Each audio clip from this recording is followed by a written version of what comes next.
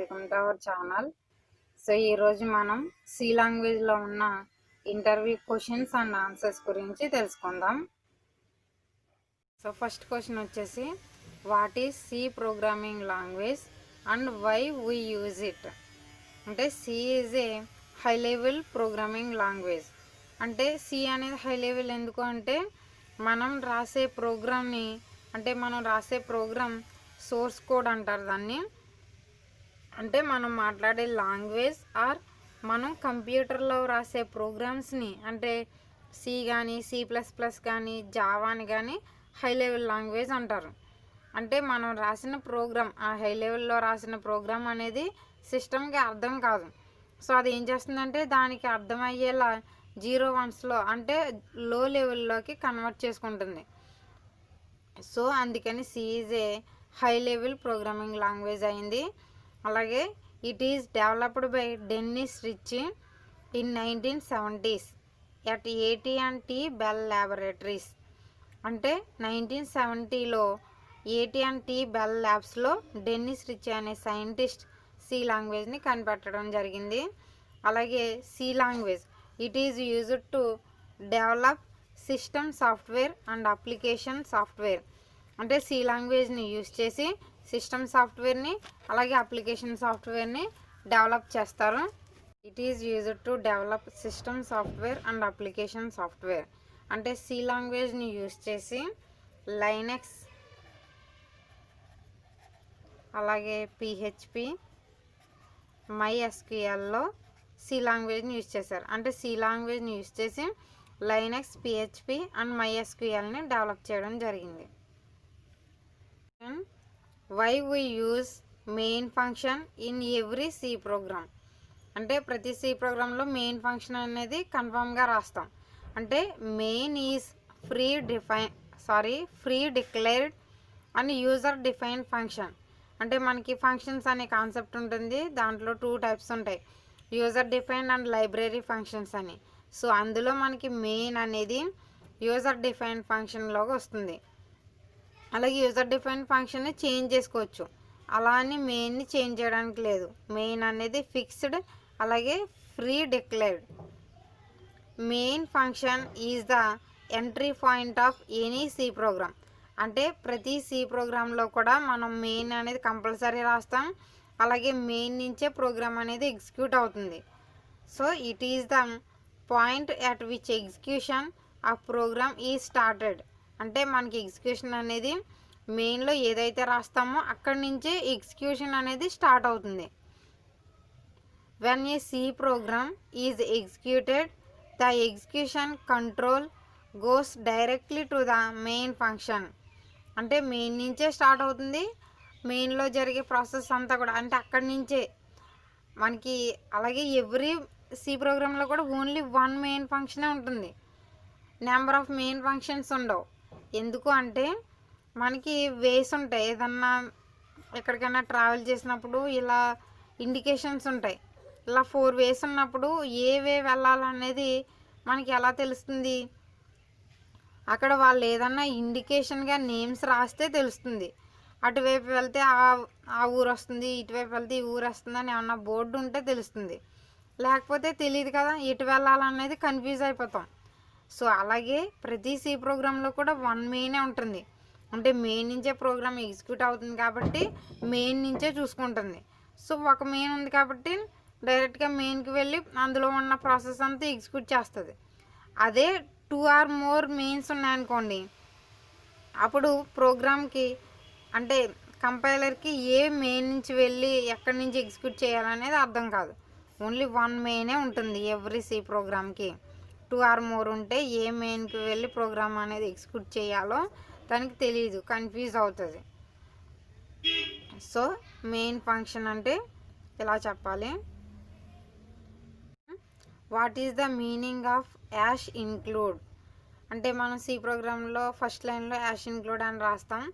So ఇక్కడ it is a preprocessor directive. So దీన్ని preprocessor directive అంటారు. అలాగే ఇది ఎందుకు యూజ్ అవుతుంది అంటే it is used to include any header file in our program. అంటే మనం ప్రోగ్రాంలో హెడర్ ఫైల్స్ అనేవి రాస్తాం. వాటిని ఇంక్లూడ్ చేసుకోవడానికి యాష్ ఇంక్లూడ్ అనేది యూజ్ అవుతుంది. అవి ఎగ్జాంపుల్ అయితే వీటిని హెడర్ ఫైల్స్ అంటారు. ఈ హెడర్ ఫైల్స్ రాయాలి అంటే మనకి ప్రీ ప్రాసెసర్ అనేది కావాలి.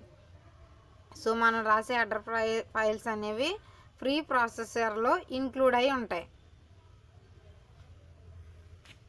Next question, what is console? అంటే a console is an operating system window through which user can communicate with the operating system, or we can say a console is an application in which we can give text as an input from the keyboard and get the text as an output from the computer end. అంటే console అనేది operating system window. దీని ద్వారా user operating సిస్టమ్తో communicate అవ్వడానికి communicate చేయవచ్చు దీని ద్వారా. అలాగే కన్సోల్ అనేది ఒక అప్లికేషన్ అని కూడా చెప్పవచ్చు. దీనిలో మనం కీబోర్డ్ నుండి ఇన్పుట్గా టెక్స్ట్ని ఇస్తాం. అంటే మనం కీబోర్డ్ ద్వారా ఏ టెక్స్ట్ని టైప్ చేసినా సరే అది తీసుకుంటుంది. అండ్ కంప్యూటర్ నుండి మనకి టెక్స్ట్ని అవుట్పుట్గా కూడా ఇస్తుంది. సో ఇదంతా కూడా కన్సోల్ ద్వారా జరుగుతుంది. సో దీన్ని కన్సోల్ అని పిలుస్తారు. అంటే మన కీబోర్డ్లో ఏ కీని ప్రెస్ చేసినా సరే అది మనకి సిస్టంలోకి తీసుకుంటుంది.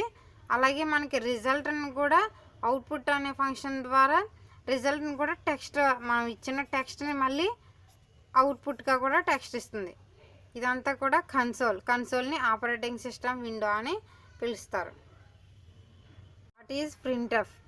ప్రింట్ఎఫ్ అనేది ఫ్రీ డిఫైన్ ఫంక్షన్. అంటే ఇది హెడర్ ఫైల్స్లో ఉంటుంది అని చెప్పుకున్నాం.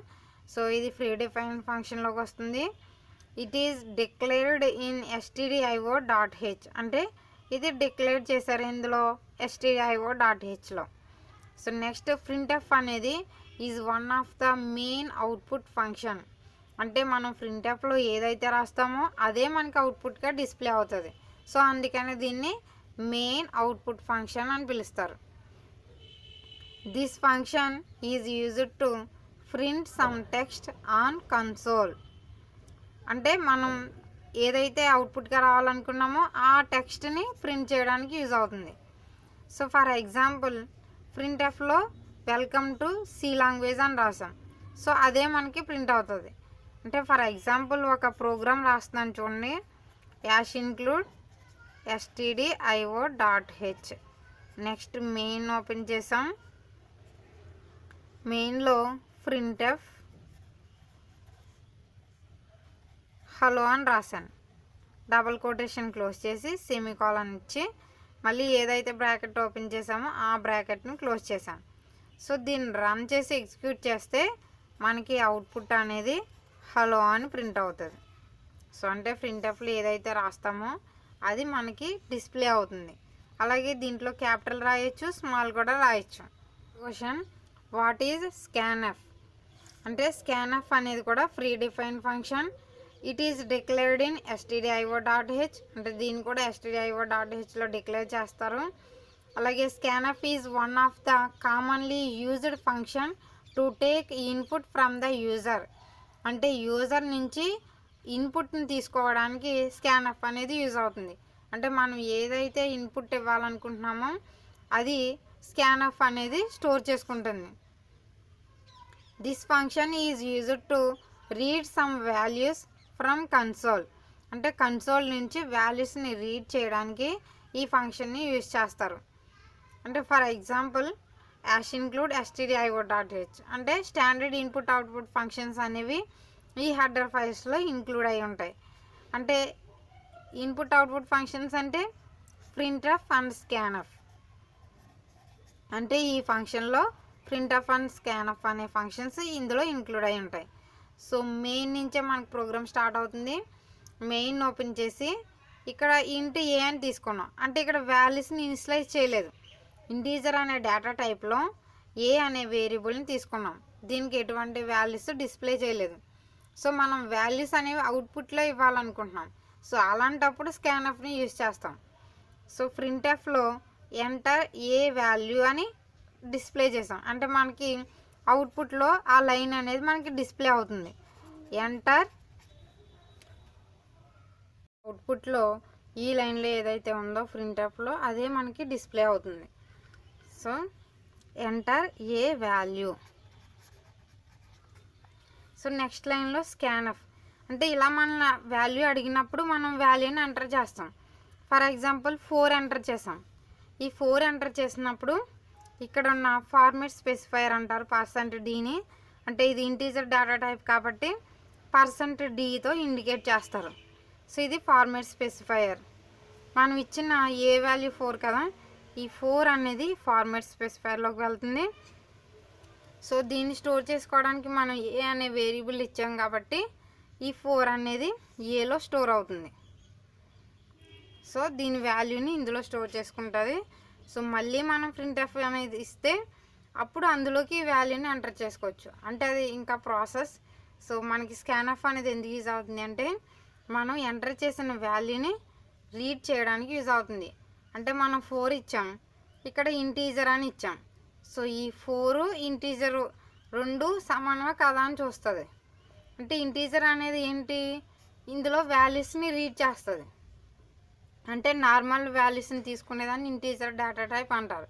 సో ఇక్కడ ఇంటీజర్ అని ఇచ్చాం అంటే నార్మల్ వాల్యూ ఇచ్చాం. అంటే మనం ఇచ్చిన వాల్యూ ఇంటీజర్ వాల్యూయా లేకపోతే ఫ్లోట్ వాల్యూనా క్యారెక్టరా అని చెప్పి చెక్ చేసుకుంటుంది.